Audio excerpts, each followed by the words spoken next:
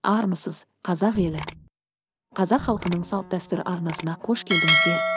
Бүгін біз белгілі деректерге сүйене отырып кіші жүз рулары мен тайпалары туралы айтатын боламыз. Арнамызға тіркеліп қолдай отырыңыздар. Кіші жүз қазақ халқының этникалық құрамына енген рулар мен тайпалар одағы. Кіші жүз құрамына негізінен үш рулық бірлестіктер кіреді. Олар Әлімұлы, Байұлы және Жетіру.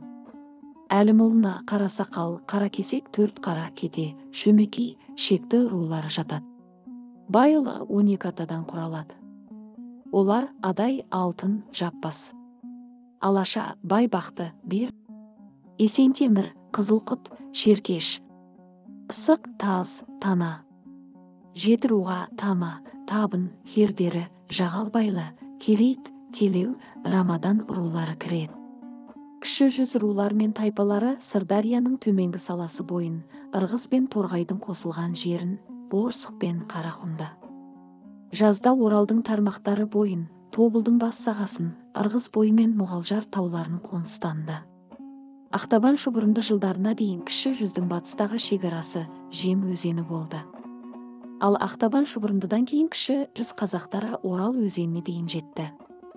Бөкей хандығының құрылуына байланысты кіші жүз ру тайпалары Орал мен Еділдің арасындағы қоныстарды жайлады. Кіші жүздің шаруашылық және географиялық жағынан жекелеген территориялық өңірі негізінен Қазақстанның батыс бөлігін алады. Батыс Қазақстан ежелден қазақ халқының этногенезінің негізгі орталықтарының бірі болған.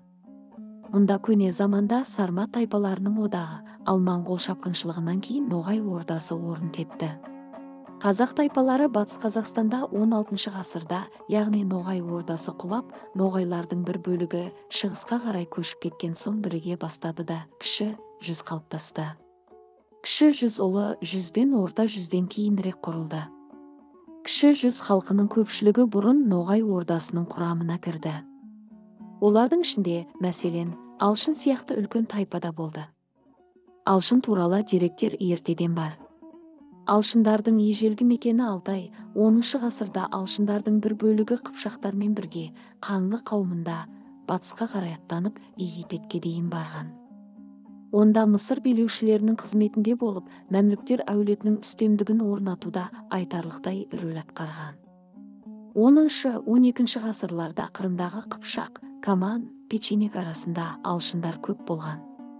12-14 ғасырларда алшындардың кейбір рулары Ноғай ордасының негізін қаласқан. Кейінірек олар қазақ халқының негізгі құрамы есебінде белгілі болған. Алшын ұрпақтары татар, башқұрт және Орта Азия халықтарының құрамында да бар делінеді. 15 ғасырдың соңы 16 ғасырдың басында Ноғай ордасының құлауына байланысты қазақ тайпаларының, яғни Алшын одағының негізінде кіші жүз бірлестігі қалыптасқан.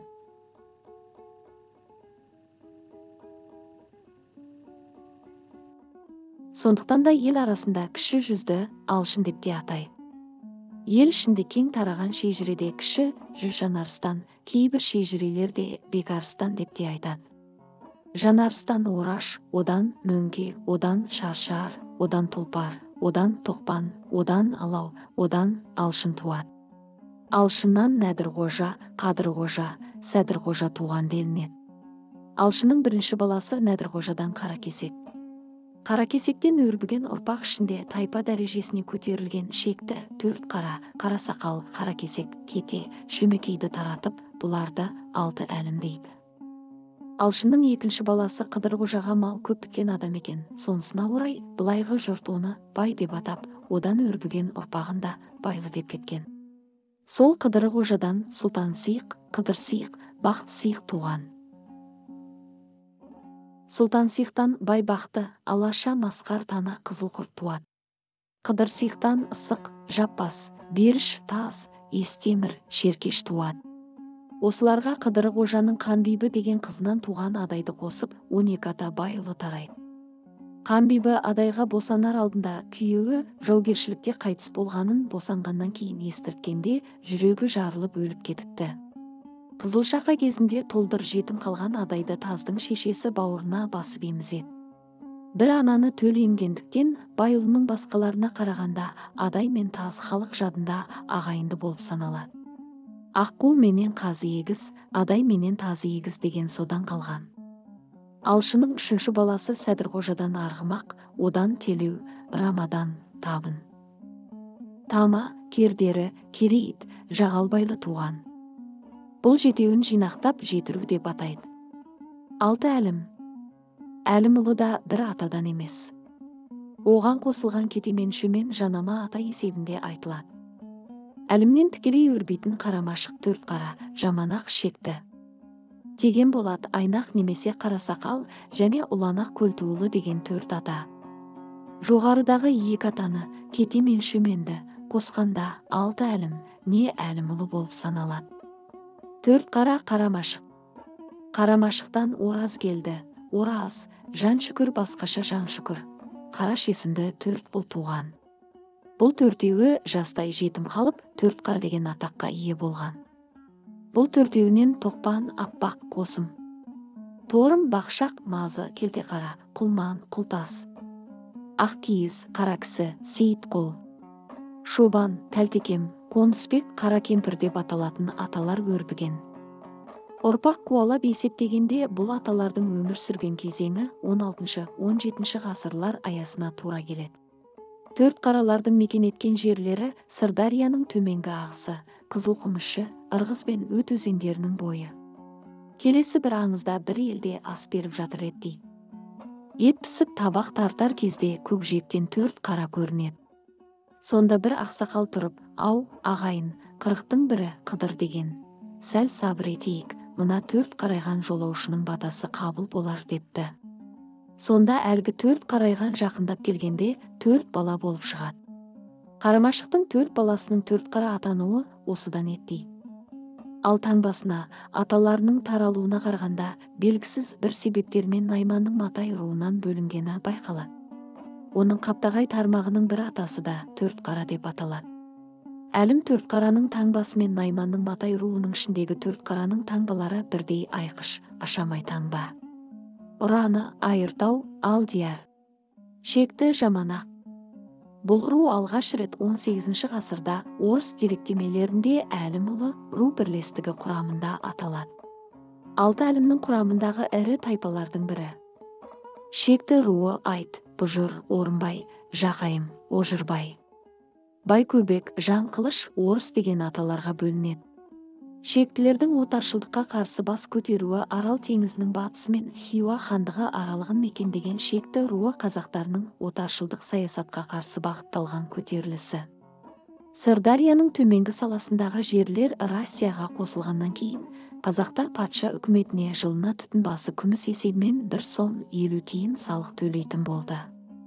Қазақстанның өзге жеріндегі сияқты кіші жүздің бұл бөлігінде де салық теңгермен төленетін салық болды.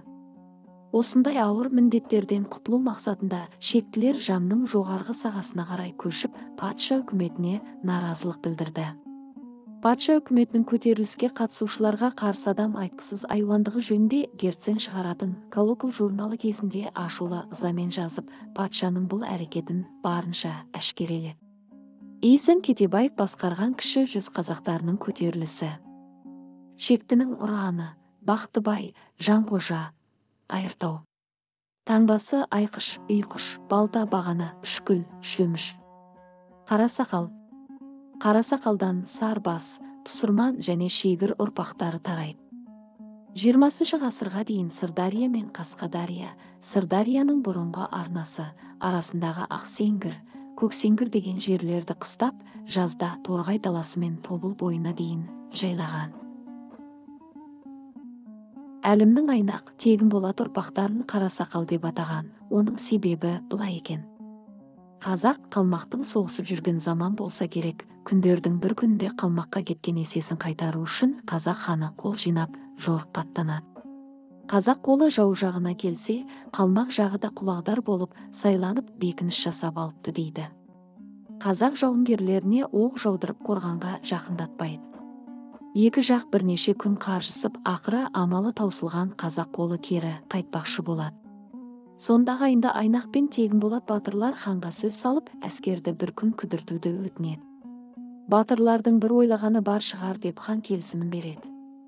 Содан Айнық пен Тегін Болат батырлардың ақылымен қазақтың қалың қолы еліне қайтқандай болып, жорық жабдығын жинастырып, Қалмақ қорғанының маңынан дүр көтеріліп кетіп қала.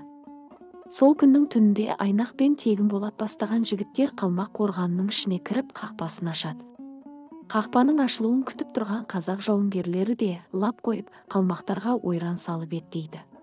Жау жеңіліп, олжа бөлісі басталғанда, қазақ ханы, осы жеңісіміз әлгі қарасақалды екі батырдың арқасында болды ғой. Сондықтан олжаның басы сол екеуіне тартылсын депті. Айнақ пен Тегін Болаттың қарасақал аталуы осыдан кейін еттейді. Шежіреде Айнақтан Сарыбас жеке туған. Айнақ өлген соң, оның Ырысты деген әйелін әмеңгерлік жолымен Тегін Болат алған. Бұл екеуінен Шегір мен Пұсырман туған.